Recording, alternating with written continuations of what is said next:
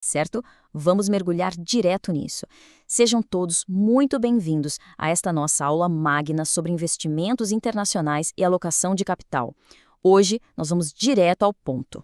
O mercado financeiro global está passando por uma reconfiguração profunda e o investidor moderno precisa entender exatamente como navegar por este novo cenário, com foco especial no mercado internacional e na precificação do dólar americano. Olha só esse número. R$ 4,97, o dólar caindo abaixo da barreira dos R$ 5,00 em abril de 2026. É, digamos, um susto para o mercado, não é mesmo? E é perfeitamente natural que o investidor reaja com certa surpresa, especialmente considerando o nosso histórico mais recente de altas. Mas o fato é que essa marca não acontece por acaso. Ela representa uma mudança super significativa na dinâmica de preços globais, sendo guiada puramente por dados e fundamentos econômicos que nós vamos dissecar aqui. Bom, o nosso roteiro de estudos hoje é super direto. Primeiro, o dólar abaixo de R$ 5,00. Segundo, os fatores da queda global. Terceiro, o efeito na Bolsa Brasileira. E, por fim, as estratégias para o investidor. Entender a causa, o efeito e a tática é absolutamente essencial para estruturar um portfólio robusto de verdade. Seção 1. O dólar abaixo de R$ 5,00. Vamos avançar e ver como isso se constrói na prática. A queda do dólar aqui no Brasil não é um evento isolado que surgiu do nada. Ela é, na verdade, o reflexo direto de uma cadeia de pressões externas. Estamos lidando com variáveis macroeconômicas superobjetivas. Pense nas políticas agressivas de tarifas de importação da administração norte-americana e no déficit público projetado de espantosos 1 trilhão e 900 bilhões de dólares para os Estados Unidos. Adicionem a isso a constante instabilidade no Oriente Médio e uma evidente fuga de capital da Europa. Tudo isso cria o quê? Incerteza. E o mercado simplesmente repudia a incerteza, o que invariavelmente afasta o capital da moeda americana nestes momentos de tensão. E essa mesma incerteza global acaba acelerando fortemente a busca por novos portos seguros. Agora, o que é realmente interessante de se observar aqui é este conceito prático, a desdolarização. Estamos testemunhando um movimento estrutural de longo prazo, onde diversos países e bancos centrais ao redor do mundo começam a reduzir, de forma muito bem calculada, aquela dependência exclusiva do dólar americano. Seja para compor reservas internacionais, seja para fechar transações comerciais, é literalmente uma transformação nas placas tectônicas de todo o sistema financeiro. Seção 2. Fatores da queda global. Chegou a hora de conectar toda essa fuga colossal de capital lá fora com as condições macroeconômicas que nós temos atualmente dentro do Brasil. Para a gente visualizar a realidade da desdolarização em números, vamos dar uma olhada na atual composição das reservas globais. Historicamente, no começo dos anos 2000, o dólar chegou a dominar 73% desse bolo. Hoje, essa fatia recuou para casa dos 58%. Em contrapartida, é impressionante ver a ascensão do ouro, que não para de crescer e já abocanha 21% das reservas mundiais. Fica muito claro que as nações buscam a proteção em ativos físicos, fugindo aos poucos do monopólio das moedas fiduciárias mais tradicionais. Mas aí vem a pergunta de $1 milhão. Para onde flui todo esse capital de investimento que sai dos Estados Unidos? A resposta está em uma operação chamada carry trade, e a razão é o abismo colossal entre as taxas de juros. Vejam só, enquanto os Estados Unidos praticam juros ali na faixa de 3,5% a 3,75%, o Brasil mantém a nossa Selic na estratosfera dos 14,75%. Esse diferencial gigantesco de 11 pontos percentuais funciona como um imã irresistível, atrai capital estrangeiro que busca rendimentos reais de forma massiva, o que força a venda de dólares lá fora e a compra pesada de reais por aqui. No entanto, é fundamental que o investidor cruze todos esses ventos globais com o nosso próprio cenário interno. E aqui no Brasil, os ciclos eleitorais ditam muitas regras.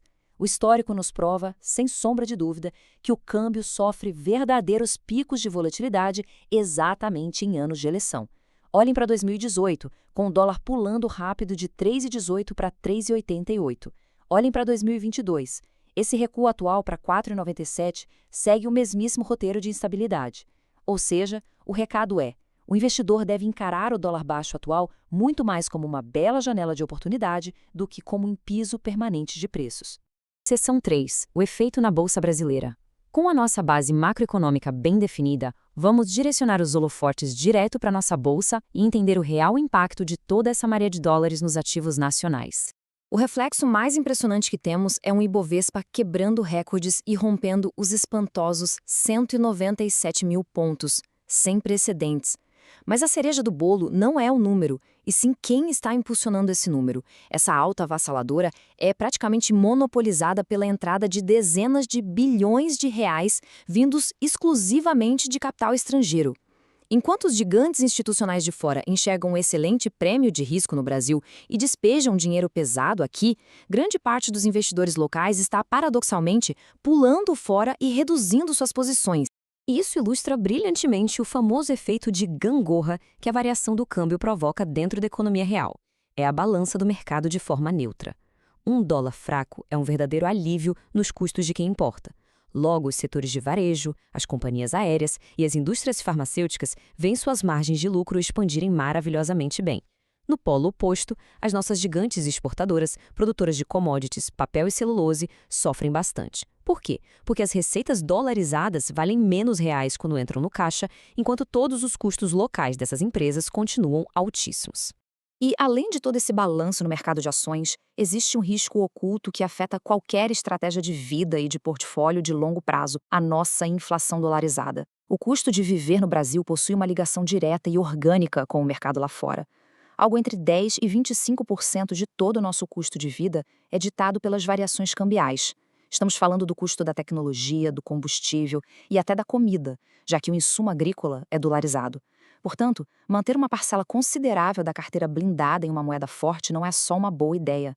É um passo absolutamente mandatório para proteger o poder de compra ao longo das décadas. Seção 4. Estratégias para o investidor. Chegou a nossa parte favorita, o momento prático de entender como arquitetar um portfólio inteligente capaz de capitalizar com força essas métricas de hoje.